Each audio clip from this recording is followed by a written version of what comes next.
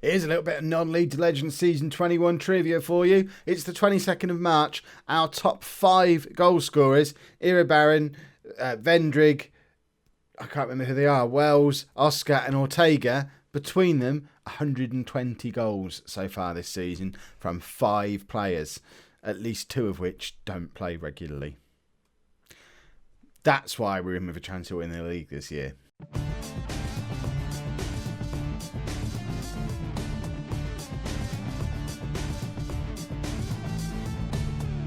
Hello and welcome to Season 21, Episode 7 of Non-League to Legend. I'm Kev, and coming up on today's episode, we're away against Man City and at home against Liverpool, both in the Premier League. 2 massive matches, the first Premier League games you've seen for ages since you were last with us. Apart from that Newcastle game, look at that. Look at that long run without any red. No red in the league since Norwich in October. And then we go and throw some red away at Newcastle. We recovered by beating Watford, and then we've knocked Rotherham out of the FA Cup, so we're into the FA Cup semi-final, which is against Chelsea in about a month's time. And we also finished the job against Wolfsburg. We played a reserve team, not a reserve team, but a rotated team, so we were already 5-0 up in the first leg. So we've got Porto in the quarter-final of the Champions League as well. So the quadruple is still on, people.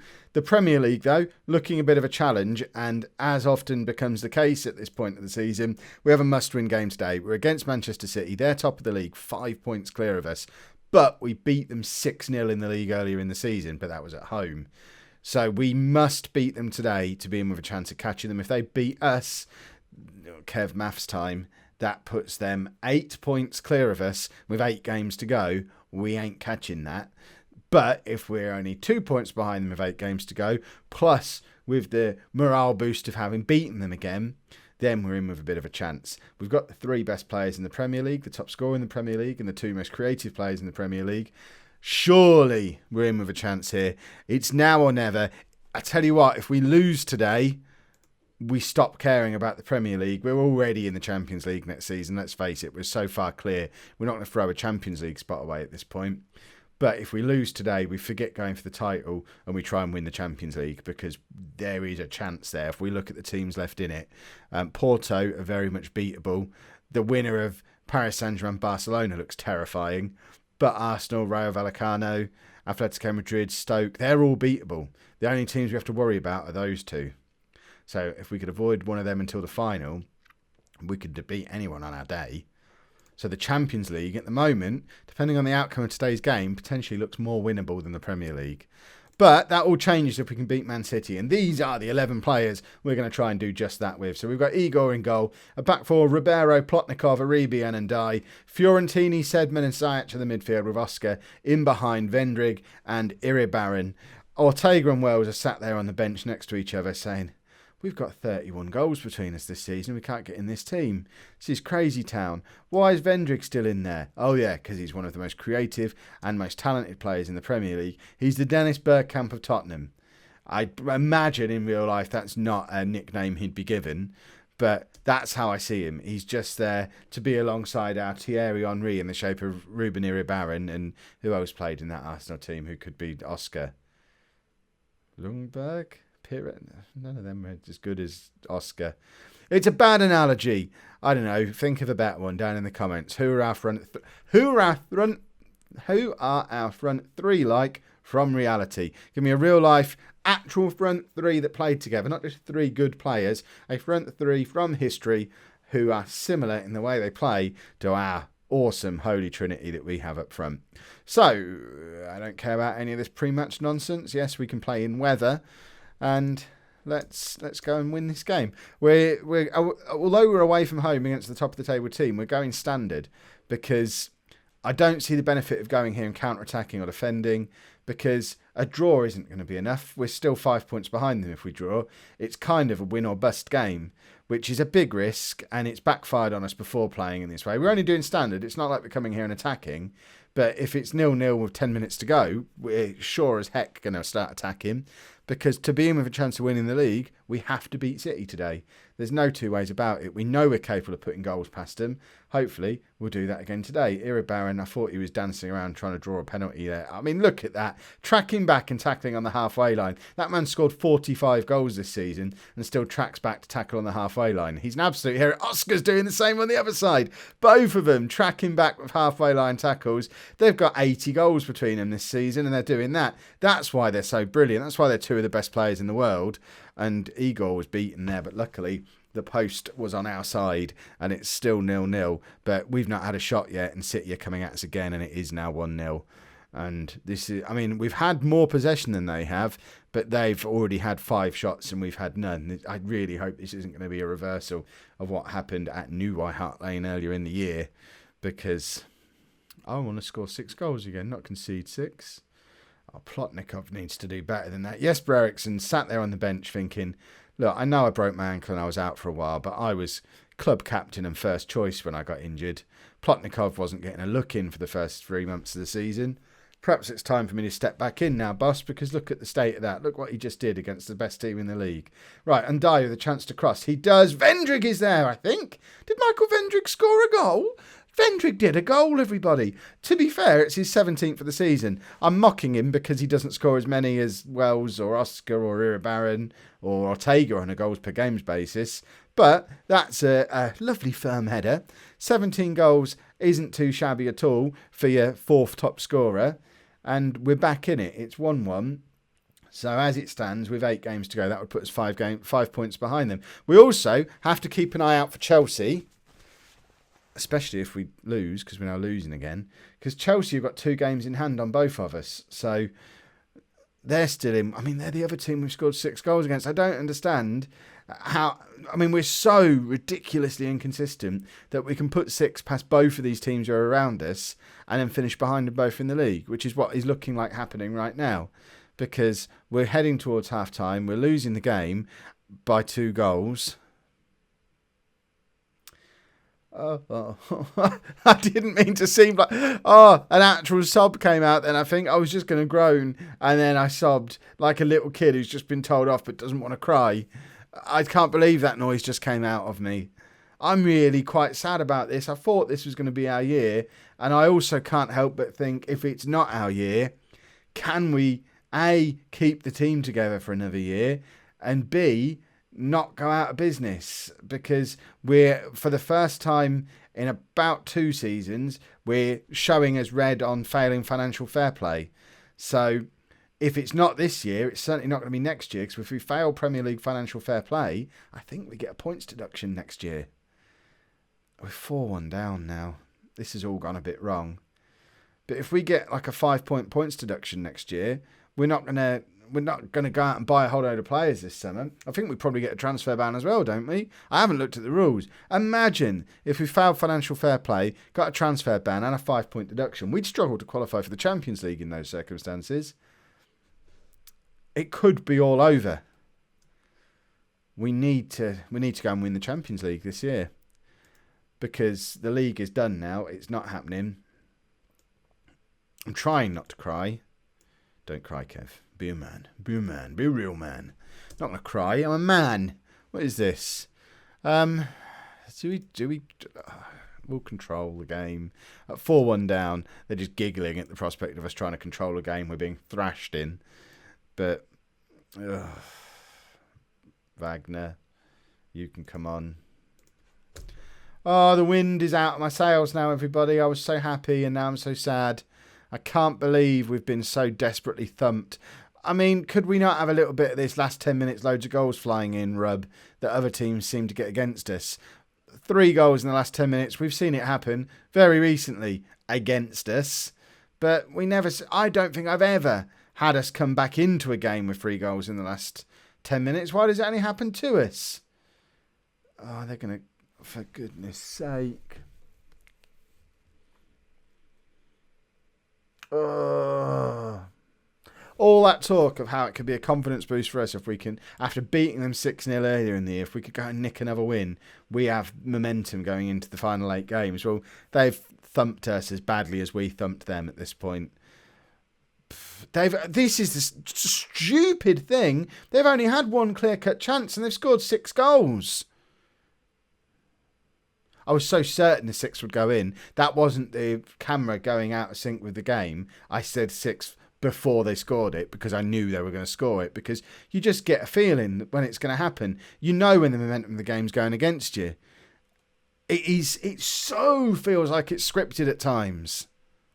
But they've had one clear-cut chance and scored 6 goals. They've had 9 shots on target and scored 6 goals. I mean, somebody needs to explain how stuff like that can keep happening. I am not going to accept that that's down to my tactical decisions, he says. But if we'd have had 35% of the possession and they'd have had 10 clear-cut chances and 30 shots and we hadn't had a kick, I would accept that's my fault. But they had one clear-cut opportunity and scored 6 goals. That's not my fault. That's the game messing with me. Ugh.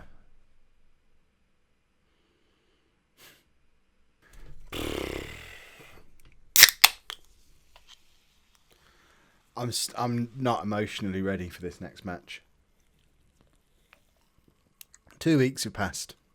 Not in real life, in game. I've not sat it. I feel like I've sat here for 2 weeks. The international break has happened. Burgess and Wells are both off the mark for England. They scored all 3 goals in a 3-2 win against Belarus. Nobody cared because we can't win the league anymore. Can't believe I'm back on the Coke Zero. I know it's not good for me. It's delicious though.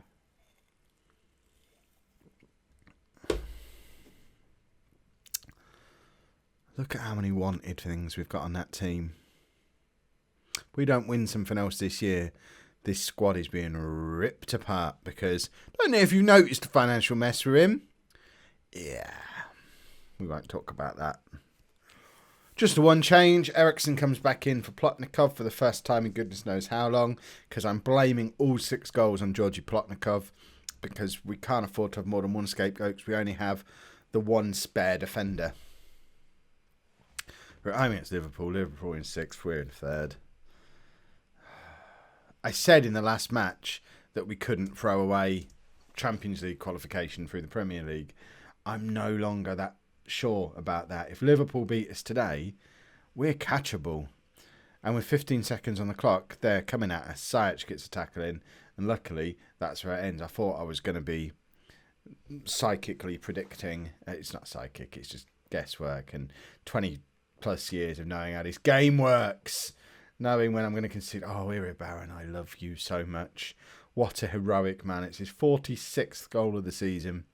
He's still on for breaking all of my personal records over all these years playing this game. I think the most...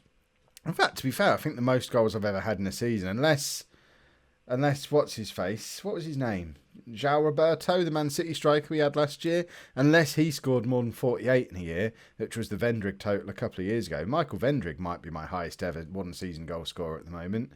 But if Iri Barron plays his cards right, he could at least draw level with that today and should surely beat that before the season's out. Iri Barron's in again. It's his 2nd of the game. He's cheering old Kev up. That's his 47th goal of the season now. Just one behind the Michael Vendrick total of, was it 2 seasons ago?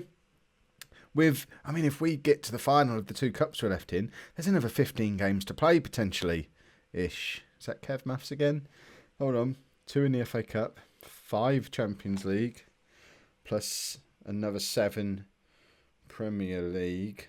14. 15 including this one. So that wasn't bad for an off the top of the head guess. I feel a little bit better that we're 2-0 up. We know full well a 2-goal lead is just too good to throw away.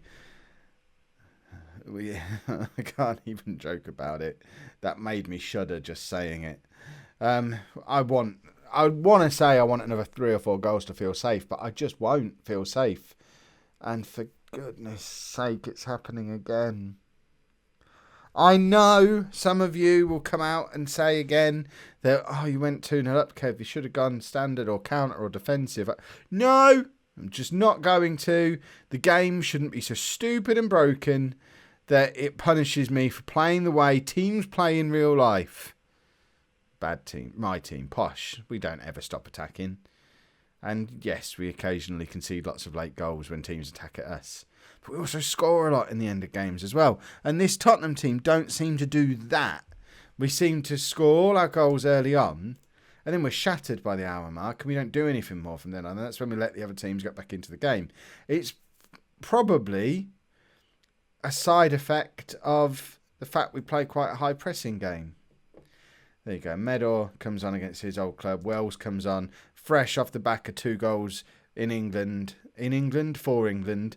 So he's now a proven international scorer. Vendrig is going to nab another one just before he waltzes off the pitch. So he's top scorer of the episode jointly with Irabarren at the moment. So we'll have no more dissing of Michael Vendrig. Although, to be fair, it's only been me dissing Michael Vendrig for like the last 3 episodes. You lot have been trying to convince me that he's actually not as rubbish as I was making him out to be, judging him just on goals, like the monster that I am. But now I'm judging him as the Dennis Bergkamp of Tottenham, which I'm sure it'll catch on. Tottenham fans love Bergkamp, I hear. Did Tottenham ever have a player like that?